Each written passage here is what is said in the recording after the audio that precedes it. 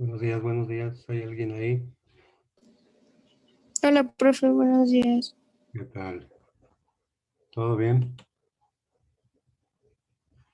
Sí, profe, todo bien. ¿Cómo los trataron los músicos? ¿Investigaron? Bien, profe. Ah, Franz Liszt, ¿quién más? Berlioz. ¿Y quién más tenemos en la tareita? Yo investigué a Tchaikovsky. Muy bien, a Piotr Ilich Tchaikovsky. Está entrando la gente y yo estoy pasando listo. Nicole sí está. La futura cirujana. No sé si me escuche. Axel sí está. Silvia, Esmeralda.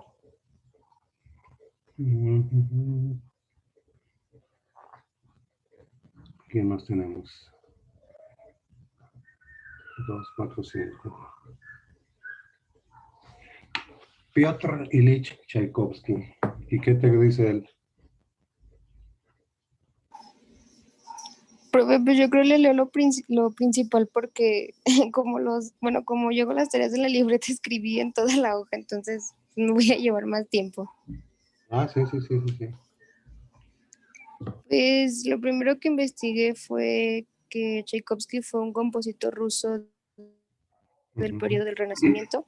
Es un autor de algunas de las obras de música clásica más famosas del repertorio actual, como los ballets El lago de los cisnes, La Bella Durmiente y El Cascanueces, la Obertura de 1812, la Ober- Obertura Fantasía, Romeo y Julieta, el primer concierto para piano, el concierto para violín, sus sinfonías cuarta, quinta y sexta, y la ópera Eugenio Onegin y Ajá. la Dama de Picas. Muy bien. A ver, 1812, Fantasía, Onegin y buenos días a las personas que están ingresando. Hola. Piotr Ilich Tchaikovsky.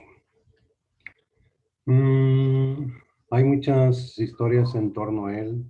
Una muy tenebrosa, triste, acuciante, de que se dejó morir porque dicen que era homosexual y que lo casaron para guardar las apariencias, esas apariencias absurdas que había en aquellos días. Incluso en nuestro país, no sé ahorita, pero para ser presidente de México había que tener a su lado una esposa, porque era un requisito, no escrito, pero sí de uso y de costumbre, por aquello de las apariencias. Por eso hace un periodo presidencial, pues el presidente del pasado estaba casado con un artista y se dice que fue por compromiso para guardar las apariencias. Una vez que termina el mandato, se divorcian y voló la paloma con otro nombre, ¿verdad? Así también a don Tchaikovsky lo casaron. Le sugirieron, pues, y él se dice entre realidad y leyenda que no soportó esta situación. Dicen que se dejó morir, que se suicidó, etcétera, etcétera, ¿no? Por aquello de la apariencia. Y ustedes escucharon mucho a Tchaikovsky a través de las caricaturas que alguna vez habíamos dicho. Walt Disney, decíamos que por medio de las caricaturas educaba el oído de los niños para la buena música. cuando se correteaban el gato, el ratón y otros dibujos animados. Y dijiste 1812. Esa es una obra famosísima de don Tchaikovsky, cuya temática es la invasión de Napoleón Bonaparte a Rusia, justamente en esa época. Napoleón no se mide, invade Rusia y tiene un fracaso estrepitoso porque el error después lo cometió Hitler. No contaban con el general Invierno. El Invierno derrotó a Francia con los soldados que invadieron justamente en esta época, en 1812. Ustedes saben que el frío en la Rusia es intensísimo. Ahorita ya hay un friazo tremendo.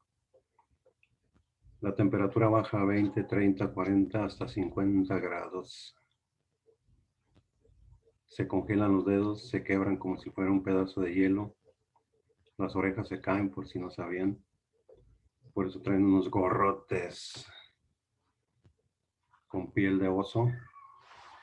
Y gracias a la victoria de los rusos, se celebra por todo el país. Y Tchaikovsky contribuye con una pieza musical justamente en la época en la invasión y derrota de Napoleón Bonaparte. Y se llama así, 1812. Luego dijiste fantasía. La fantasía es una obra musical en la que vuela la imaginación del autor. Digamos que se explaya, se regodea, se divierte con ese tipo de obras y suelta todo su mundo subjetivo para complacencia de él mismo primero y luego de los oyentes. También hablaste de una pieza llamada Onegin, Eugenio Onegin. Ese es un libro famosísimo que escribió el máximo poeta de la Rusia del siglo XIX, que se llamó Alejandro Pushkin. Él escribe a un héroe, Eugenio Onegin. Es el prototipo del romántico, el galán, el que hace trizas a las mujeres con su presencia, con su encanto, y es un héroe, como en otras culturas, Robin Hood, Guillermo Tell, etc. Aquí Onegin era el prototipo, el modelo, el ideal de los jóvenes rusos del siglo XIX romántico. Y Pushkin, autor de ese libro, es el autor de esta obra, Eugenio Onegin. Muy bien, Silvia. Estoy poniendo como 40,000 puntos a los que participan mientras ingiero una ración de H2O para limpiar la tubería. ¿Quién más quiere participar?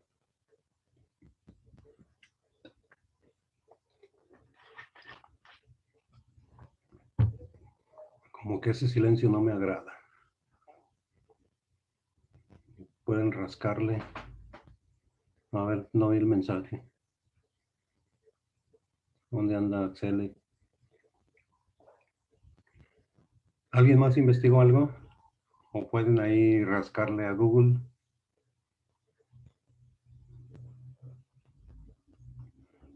Nada más que mi audio no sirve. ¿Lo puedo escribir aquí? Claro que sí.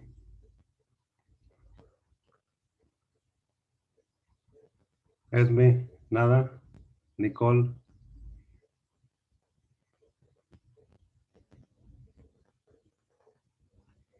Sí están ahí.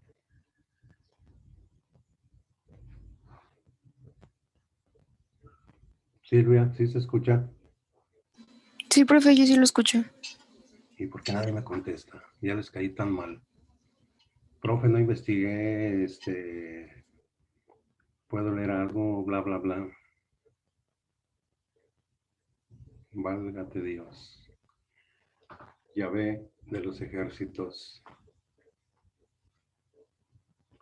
Bueno. ¿Tú qué harías aquí en esos casos, Silvia Lino? Yo, profe.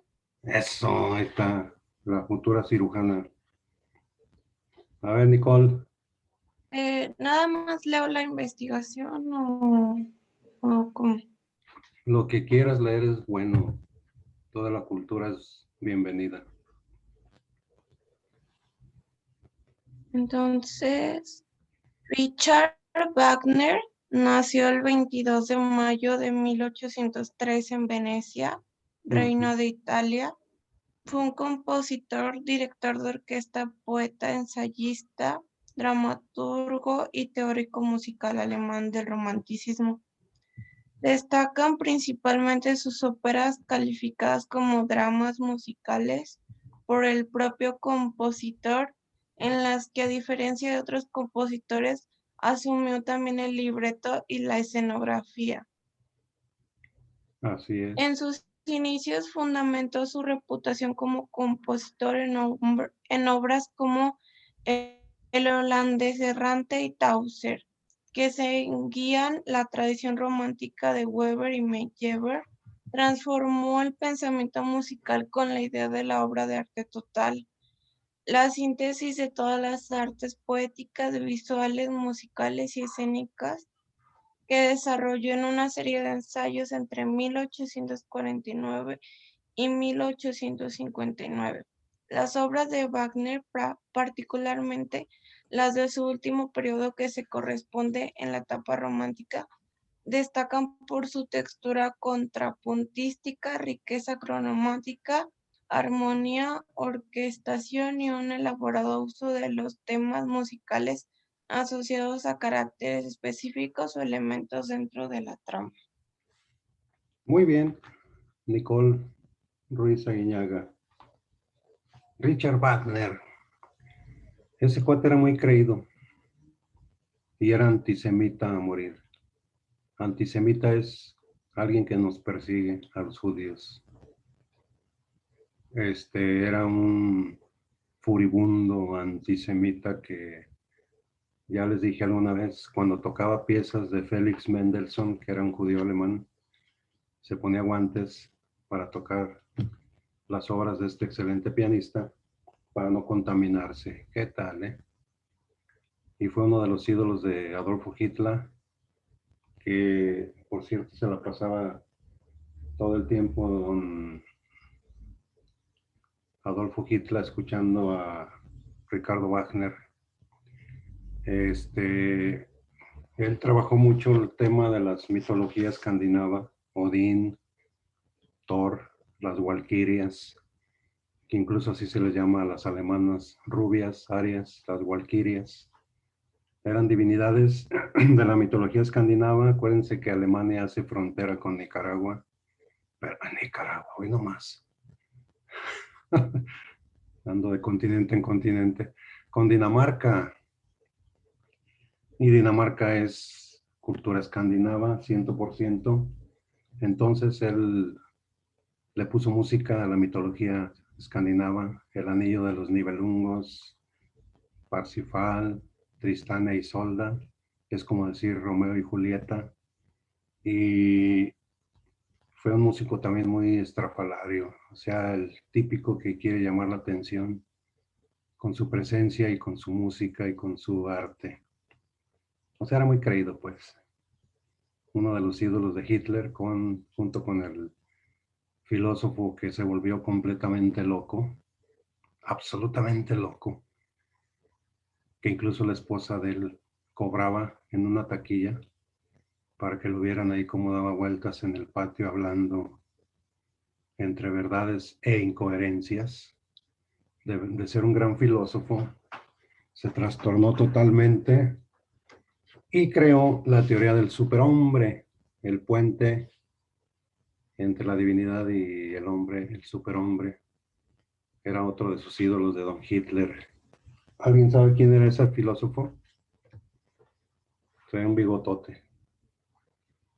Escribió El Anticristo, Así hablaba Zaratustra, entre otros libros.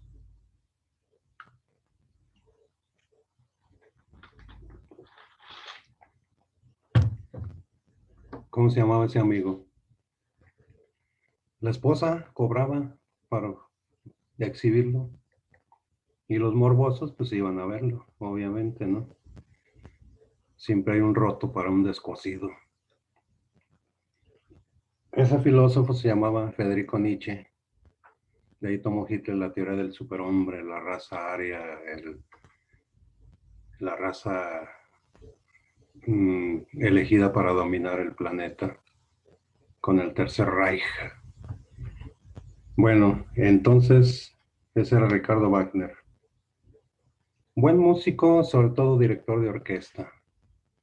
Y era muy descarado, tenía sus amantes y le importaba un bledo que su esposa lo supiera, porque él se sentía fuera de serie. Y luego Axele nos dijo de Giuseppe Verdi. Él fue un músico italiano, particularmente autor de óperas, la famosa Marcha de Aida. No, esa es de Mendelssohn. La ópera de Aida es de Giuseppe Verdi, un músico italiano muy bueno que se hizo famoso en toda Europa con sus óperas.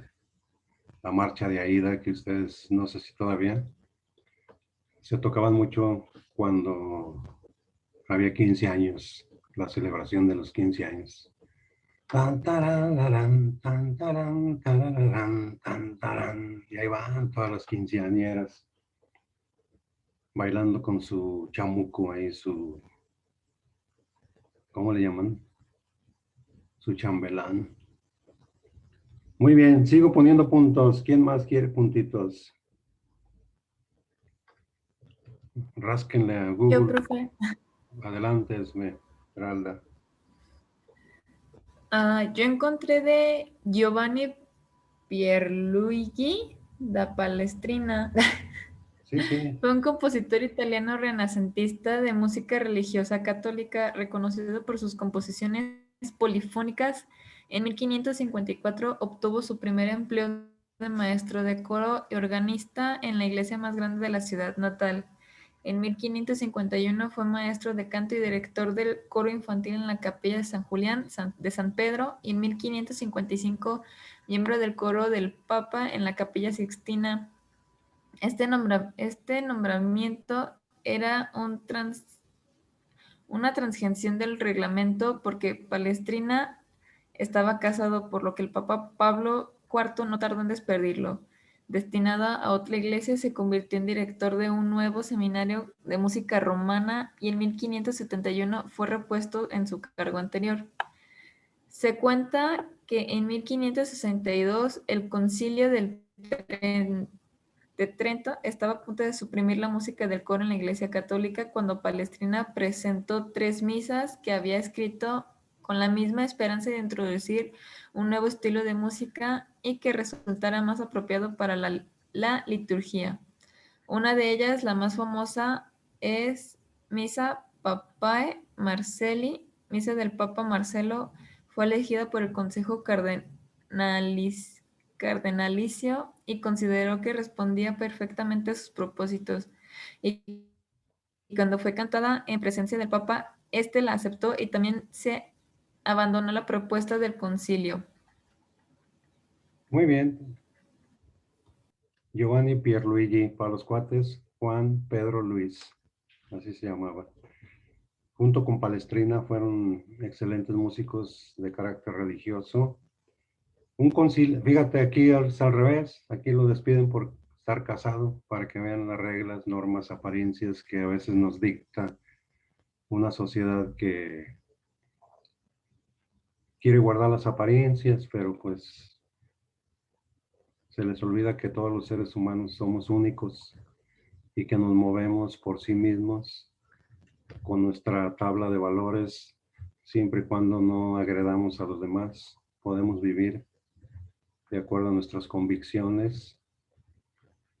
Por ejemplo, Miguel Ángel fue homosexual y trabajó libremente, no se le molestaba, como debe ser.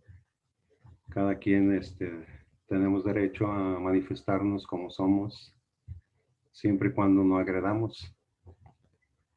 Respetar y que nos respeten, ¿no? Viva la libertad de expresión, pero sin agresiones. Entonces, Palestrina, junto con Monteverdi y otros, crearon una excelente música religiosa. Hablaste de un concilio. Los concilios son, ¿cómo se llama? Reuniones de obispos que se hacen cada que hay ciertos problemas en la cuestión de la iglesia, en el sentido de la fe, ¿no? Es decir, preservar los valores religiosos. Se juntan los obispos, cardenales y demás para determinar de una manera muy particular desde el punto de vista de la iglesia cómo encarar los problemas que surgen. Por ejemplo, ahorita lo de la pandemia, ¿no? Cómo actúa la iglesia respecto a este delicado tema. Las guerras, la guerra mundial, etcétera. La iglesia juega un papel a través de los concilios. Y se componían misas expresamente mandadas a hacer por algún religioso, en este caso los papas. ¿Qué más? Antes de entrar al otro tema. ¿Alguien más que quiera puntito? Yo también tengo. A ver, Nancy. Yo tengo. Yo investigué sobre Luigi Antonio Selegari. Dice que fue un compositor de ópera italiano nacido en Padua. Era sobrino de Antonio Selegari. Sí, Selegari. Y posiblemente relacionado con otros compositores de la familia Pedao Selegari. Padre Francesco Antonio y Giuseppe Selegari, compositor de una Betulia liberada, murió en Venecia. En Venecia, la República de Venecia. ¿Alguien sabe por qué es famosa Venecia? Aparte de que ahí vivió Casanova, el Don Juan más célebre de la historia. Venecia es famosa por sus canales, ¿no? Sus góndolas, sus calles acuáticas, tipo Xochimilco. Se trasladan en góndolas, en barquitos. Y como el calor es agradable en Venecia, es un pueblo, una ciudad sumamente romántica que atrae a miles y miles de turistas. Y ahí había muchos compositores de música, lo que llamamos hoy clásica. Era en su momento la capital cultural de la música, como lo fue después Austria, concretamente Viena, el mismo París, nada más que París combinaba artistas, por ejemplo, pintores, era un centro súper especial para los pintores. Ahí anduvo Diego Rivera, Degas, otro Henri Matisse, Monet, Manet, excelentes pintores, Delacroix.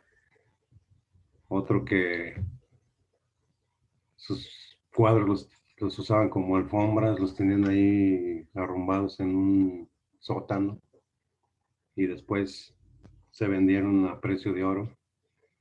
Y él se casó con una indígena, dejó todo fama y dinero y se casó con una indígena creo que del Caribe,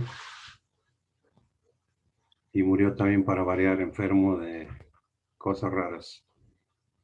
Ese cuate era Gauguin, otro pintor. Muy bien. Como yo no doy pintura, vamos a seguirle con los músicos. A ver, otra u otro participante. Ahora tengo puras damas. Ah, no, hay un galán ahí, Alan Gómez. Alan Gómez. ¿Qué más? Profe, ¿puedo decir algo más de lo de Tchaikovsky? Claro que sí. Pues, bueno, yo investigué que mientras desarrollaba su estilo, Tchaikovsky escribió música en varios géneros y formas, incluyendo la sinfonía, la ópera, el ballet, música instrumental y de cámara y la canción.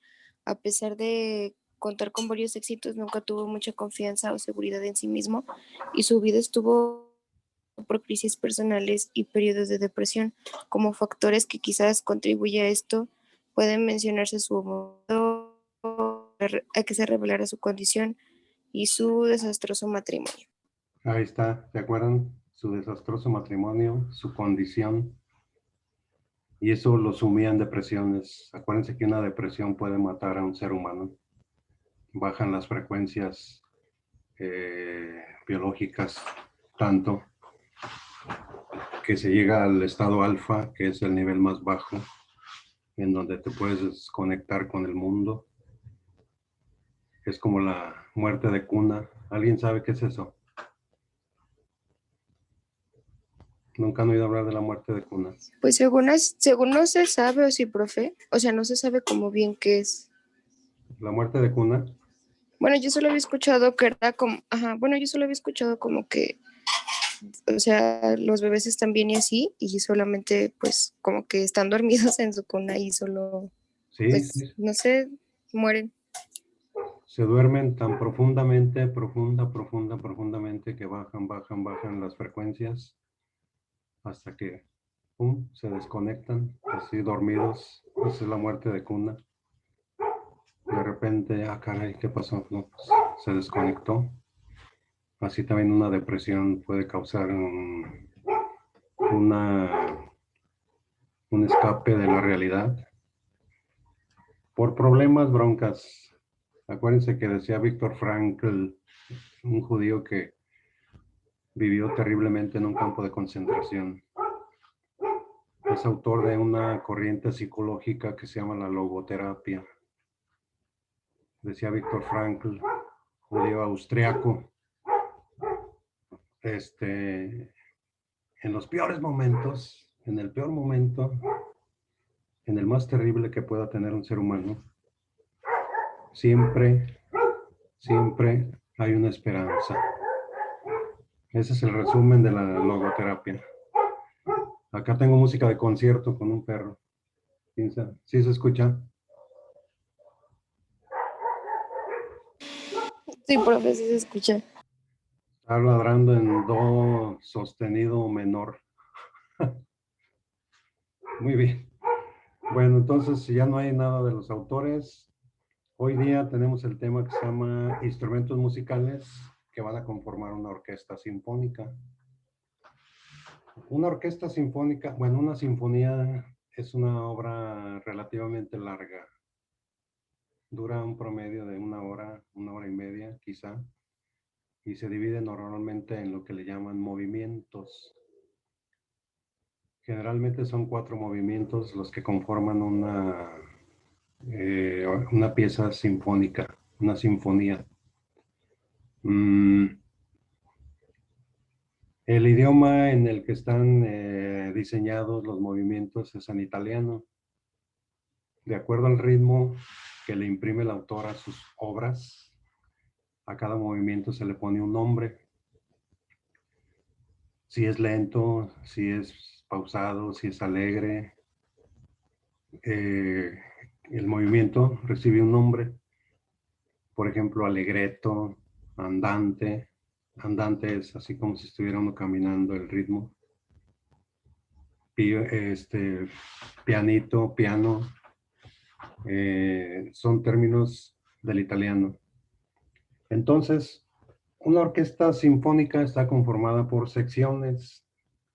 Los instrumentos musicales de una orquesta generalmente están divididos en secciones. Y esas secciones son 4. Son, por ejemplo, los instrumentos de cuerda, de madera. Se llaman así de madera porque originalmente estaban elaborados con ese material. De metal y de percusión. Entonces, una orquesta sinfónica tiene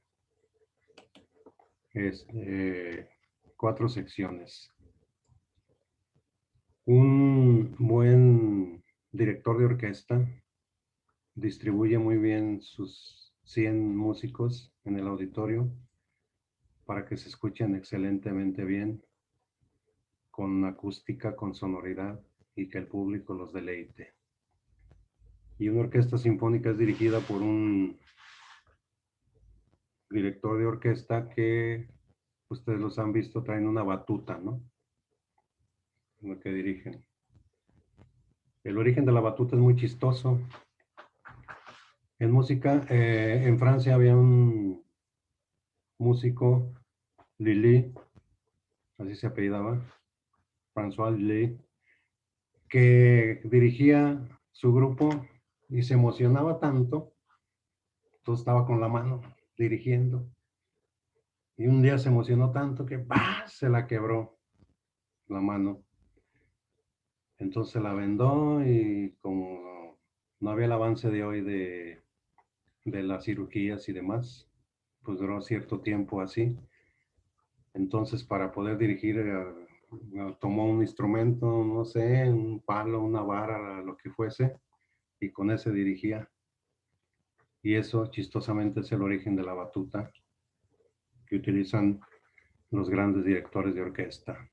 Otros no les gusta, están con las manos dirigiendo la orquesta. Entonces, se distribuyen sabiamente las secciones en un auditorio. Y por ejemplo, los instrumentos de cuerda, como su nombre lo indica, está formado... A ver, díganme algunos instrumentos de cuerda, que se acuerden o sepan. Mientras yo le doy vuelo al agua.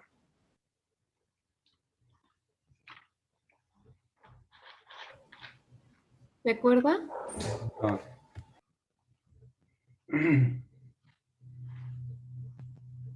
Esmeralda, que sabe tanto de arte. Algún día aprenderé. Axi, Esmeralda. Ay, no. ¿Por qué no? Yo nada más sé de pintura y dibujo. Bueno, híjole, yo hablando de pintura y aquí con una experta. Perdón. No, no se preocupe. ¿Mandé? Sí, sí sabes. Que no se preocupe. Ah, bueno. ¿Puedo seguir tranquilamente? Sí, profe, usted puede Gracias. seguir tranquilamente dando sus clases. Muy bien. Me gusta ese voto de confianza que me das. Acuérdense de los instrumentos de cuerda, sí se lo saben. Sería como guitarra, bajo, violín, el violonchelo Exacto. y Sí, sí, la viola. ¿Sí saben qué es la viola? La viola es como un violín, pero menos agudo.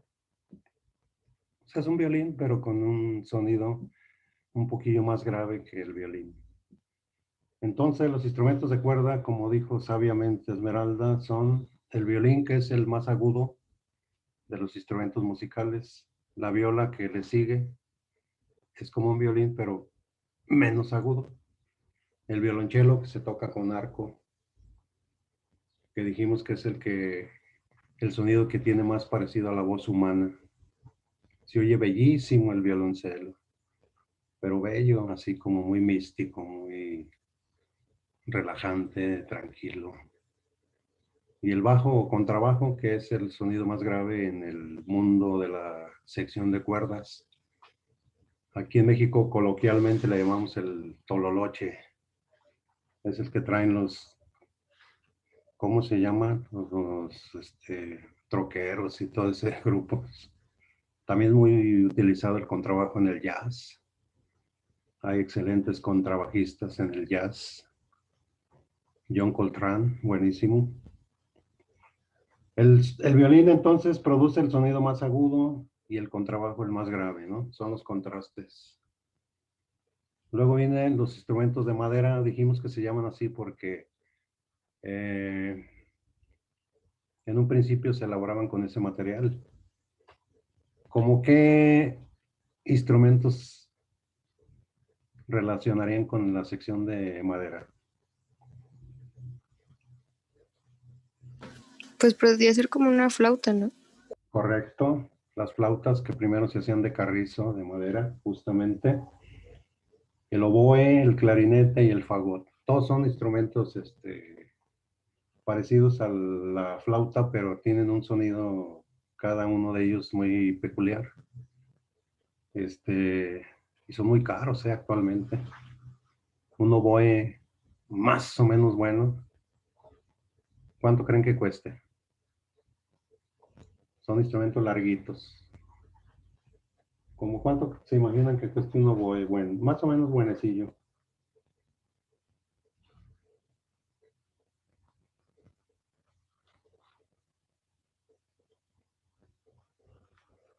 No tienen idea.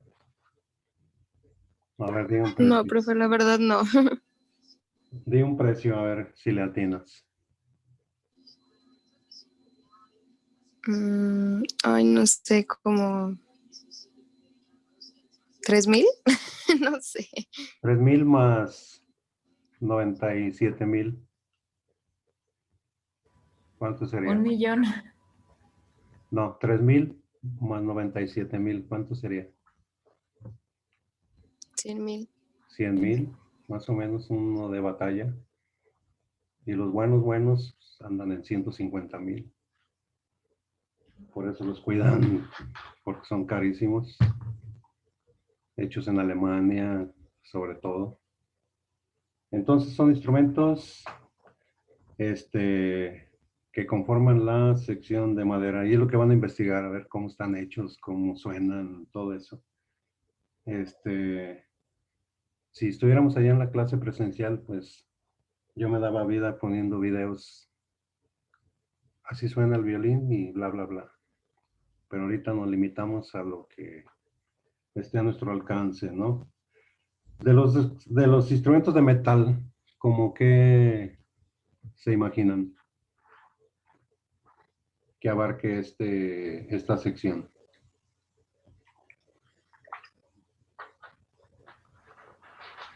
El triángulo. Ese entra en las percusiones, el triangulito. Instrumentos de metal. ¿Qué traen los mariachis? La trompeta. Exacto. Trompetas, trombón, la tuba, el instrumento más grandote. Esos son los instrumentos de metal. Las trompetas, los trombones, las tubas. La tuba es un instrumento grandísimo. Tengo un amigo que pues ya no está aquí en León. Tocaba excelentemente bien en la Orquesta Sinfónica de Guanajuato. Y un día se le pasó el agave. Salió de tocar en una fiestecilla, iba con su tuba. ¿Y saben qué? La perdió. Nunca supo dónde. Semejante instrumentote. Se le perdió y no supo dónde quedó esa famosa tuba. Así como a manera de anécdota, ¿no? Los instrumentos de percusión son los que producen el ritmo. Ahí entra lo que dijiste, el triángulo. Está, por ejemplo, los tambores, los timbales, las marimbas, los platillos, el gong. El gong es un platillo grandotote, el que tocan los chinos cuando va a haber una ceremonia. ¡Pah! Se oye. ¿Sabían ustedes, por ejemplo, en los grupos modernos, las baterías? ¿Sí sabían que también las baterías se afinan? La batería. ¿Sí sabían que se afina? Sí, en No. las orillas tiene así como unas tipo pincitas como para hacer presión ya sea ¿cómo se llaman? Bueno, para hacer presión. Ajá, Y así se escucha como más, entre comillas, más agudo o más suelto el sonido. exacto. Se estiran, se aflojan, se aprietan y se afinan como si fuera una guitarra o un instrumento determinado. Tenemos menos de un minuto, casi nos había